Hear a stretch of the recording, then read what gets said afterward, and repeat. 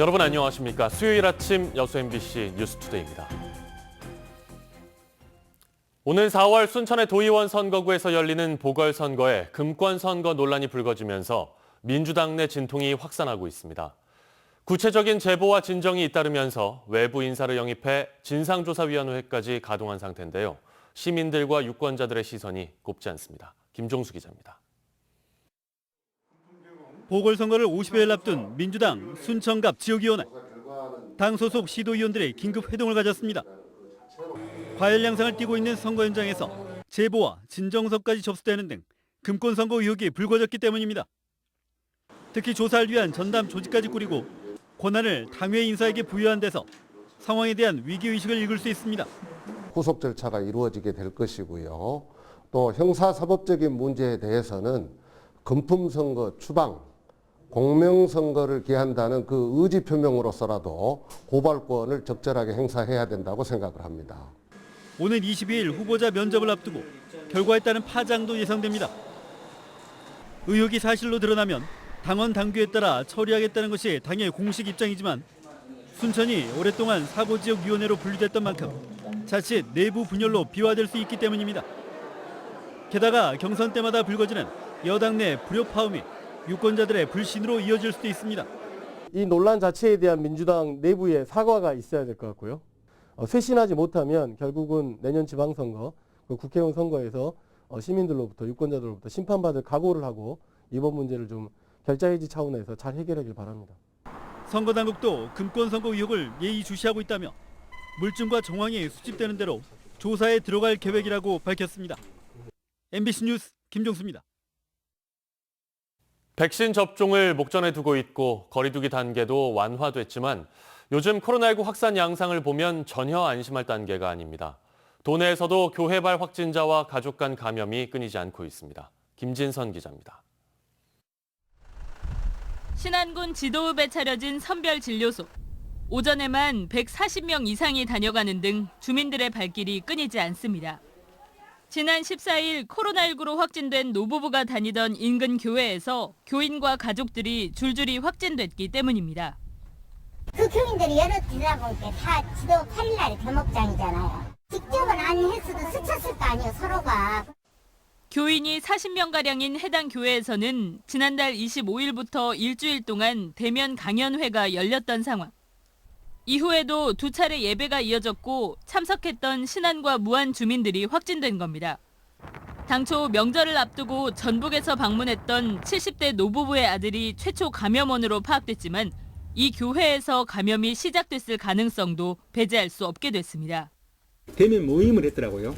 대면 모임을 했기 때문에 정면으로 방역수칙을 위반한 사람입니다, 여기는. 그래서 이 부분에 대해서는 신안구가 지금 아침에 협의했는데요. 당연히 고발을 조치할 거고. 문제는 교회 모임과 교인들의 확진까지의 기간이 길었다 보니 확진자들의 설 연휴 이동 동선이 광범위했다는 점. 해당 교회와 인근 전통시장, 확진자가 다녀간 병원은 폐쇄됐고 무안에서도 확진자가 근무한 은행이 폐쇄되는 등 파장은 커지고 있습니다.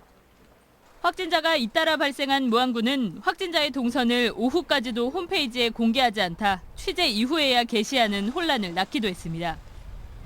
전라남도는 현재까지 이들의 직간접 접촉자 570여 명을 검사한 가운데 지도읍 주민 4천여 명과 인근 증도 주민까지 전수조사를 벌이기로 했습니다. MBC 뉴스 김진선입니다. 전남 도내에서도 오는 26일부터 만 65세 미만을 대상으로 코로나19 백신 예방접종이 시작됩니다. 전라남도에 따르면 이번에 접종할 백신은 아스트라제네카와 화이자 3만 2천여 명분이며 대상 인원은 요양병원, 요양시설 종사자와 고위험 의료기관 종사자, 코로나19 1차 대응 요원, 코로나19 환자 치료병원 종사자 등 총 3만 1,860여 명입니다. 이번 접종에서 만 65세 이상 고령층은 백신 효능에 대한 통계 수치가 부족하고 백신 사용도 신중해야 한다는 식약처의 의견에 따라 제외됐고 이들에 대한 접종 여부는 다음 달 말쯤 확정될 예정입니다. 순천시가 사회적 거리두기 1.5단계로 조정됨에 따라 다중이용시설에 대한 현장 지도를 강화합니다.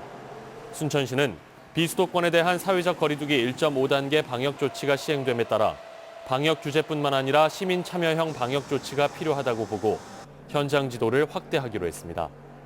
이에 따라 관내 9천여 다중이용시설에 대해서는 주 3회 현장 지도를 통해 방역수칙 준수 여부를 점검할 예정입니다. 지역의 한 농업법인의 유리온실 바닥에 건설 폐기물 성분이 사용됐다는 민원이 제기되면서 환경오염 논란이 커지고 있습니다. 당국은 성분이 부적격하다면서 3차례나 원상복구 명령을 내렸는데요. 법인 측은 강력 반발하고 있습니다. 김주희 기자입니다. 공군 보도면의 한 유리온실. 19,000여 제곱미터 규모의 이 유리온실에서는 현재 방울토마토가 재배되고 있습니다. 인근 지역 주민들은 이 유리온실의 성토에 사용된 폐콘크리트와 아스콘 성분의 순환토사 때문에 인근 농경지의 오염이 크게 우려된다고 주장합니다. 주변이 다 벼농사를 하고 있고 농사일을 하고 계시는데 혹시라도 지하수가 많이 오염이 되지 않을까. 그리고 이제 그 주변 마을에 대해서도 다 농사를 짓고 사시는 분들인데 저는 농민들의 양심이라고 생각을 하거든요. 고흥군도 이와 같은 민원을 접수받고 현장 확인을 거쳐 농지법 위반 사항을 확인했습니다. 농지 안에서 사용이 허용되지 않은 부적격한 성토제를 사용한 사실이 확인됐다는 겁니다. 군은 유리온실 소유 농업법인에 대해 3차례에 걸쳐 원상회복 명령을 내렸습니다. 불법 행위가 확인이 되었을 때 처벌 규정, 어떤 관련 규정을 적용을 해서 처벌을 할 수 있는지 저희들은 그걸 지금 검토 중이고 상부 기관에 그 사항을 질의를 해놓고 있습니다. 그래서 그 결과에 따라서 조치를 할 계획으로 있습니다. 그럼에도 농업법인 측은 정당성을 주장하며 행정소송까지도 검토하고 있다고 밝혔습니다. 자신들이 들여온 성토제는 폐기물을 기준에 따라 처리한 순환토사라며 가설 건축물의 기반 조성을 목적으로 한 행위였기 때문에 농지법을 적용받지 않는다고 주장하고 있습니다. 순환토사를 그 성토 목적이 아니라 이 시설을 지금 기반 조성용이잖아요. 농지에다가 우리 축사나 버섯 재배사나 온실에는 기반을 콘크리트로 해서 기반을 잡아야 되잖아요. 요거에 한해서는 건축 행위를 줘요. 농촌 지역에서 반복돼 발생하고 있는 성토제 사용에 따른 각종 환경오염 문제. 행정도 이제 개발 행위 허가에 앞서 구체적이고 명확한 관련 기준을 제시함으로써 농업 현장에서의 혼선을 줄여나갈 수 있도록 하는 노력이 필요해 보입니다. MBC 뉴스 김주입니다.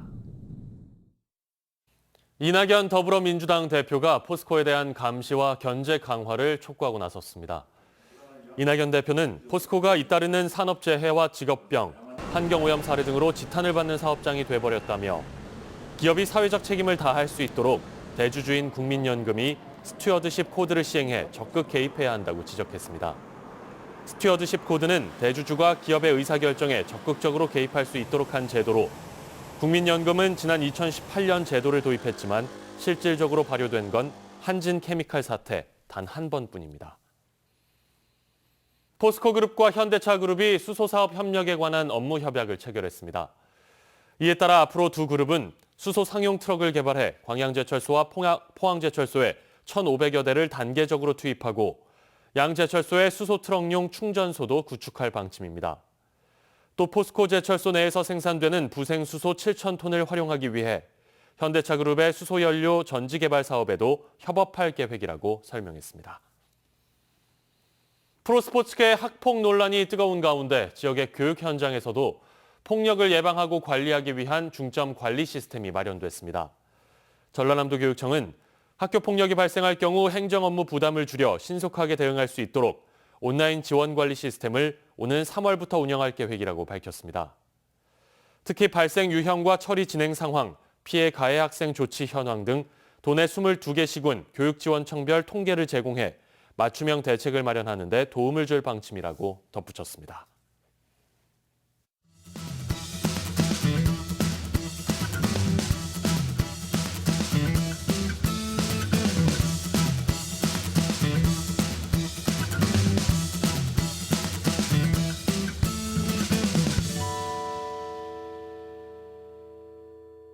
사실상의 제로금리 시대가 이어지면서 장학재단을 운영하는 지역마다 은행 이자를 재원으로 하는 장학사업에 돈이 마르고 있습니다.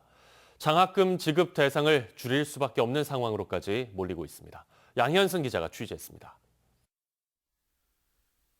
무한승달장학회가 1994년부터 27년 동안 모은 장학기금은 108억 6천만 원.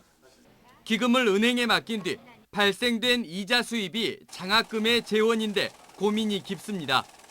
지난해에는 이자 수입이 2억 초반대로 190여 명에게 장학금을 주었지만 저금리가 이어지면서 내년에는 100여 명도 장담 못할 상황입니다. 이자 수입이 줄어드니까 거기에 맞춰서 저희가 장학금을 주는 인원이 줄어들 수밖에 없는 그런 상황이 지금 이어지고 있는 거죠. 지난 2008년 5.25%를 기록했던 한국은행 기준금리는 지난해 5월 이후 0.5%까지 떨어진 상태. 안정적인 장학 사업을 위해서는 금리가 높아지거나 장학금 기탁이 크게 늘어야 하는데 당장은 기대할 수 없는 실정입니다. 기금액 522억, 전남 최대의 장학재단인 전남인재육성 장학금도 최근 5년간 전남개발공사의 50억 원 이외엔 기탁이 미미합니다. 기금 운용에 대해서 좀 탄력적으로 운용할 필요가 있겠다 생각이 되고요. 예를 들자면은 이제 기금에서 기본 자산에서 좀 이렇게 융통성 있게 지급을 한다든지. 기금을 부동산, 금융 파생 상품에 투자하는 것도 고민하지만 손실 우려 때문에 결국 1%대 은행 예금을 선택하고 있고 기부금을 기금에 넣지 않고 곧바로 장학금으로 쓰려는 움직임도 생기고 있습니다. 전남의 장학재단은 모두 166개, 장성군의 장학법인 한 곳이 올 초 청산되는 등 고금리 시대였던 90년대 이후 지역 인재 육성에 발을 내디뎠던 장학 사업이 저금리 시대를 어렵게 버티고 있습니다. MBC 뉴스 양현승입니다. 순천시 의회가 허석 순천시장의 1심 재판 결과에 대해 코로나19로 어려움을 겪고 있는 시민들에게 허탈감을 줄 수 있다는 생각을 하면 안타깝고 유감스럽다는 입장을 밝혔습니다. 순천시 의회는 당장 시정 운영에는 큰 영향을 미치지 않을 것으로 보이지만 판결에 의해 시정이 흔들리지 않도록 의회가 본연의 역할을 다하겠다고 강조했으며 공직자들도 코로나19의 철저한 대응과 시민만을 바라보는 자세를 견지해 줄 것을 당부했습니다. 고흥 분청문화박물관이 다시 문을 열었습니다. 고흥구는 분청문화박물관이 코로나19에 따른 비수도권 사회적 거리두기 단계가 1.5단계로 조정되면서 어제부터 재개관했다고 밝혔습니다.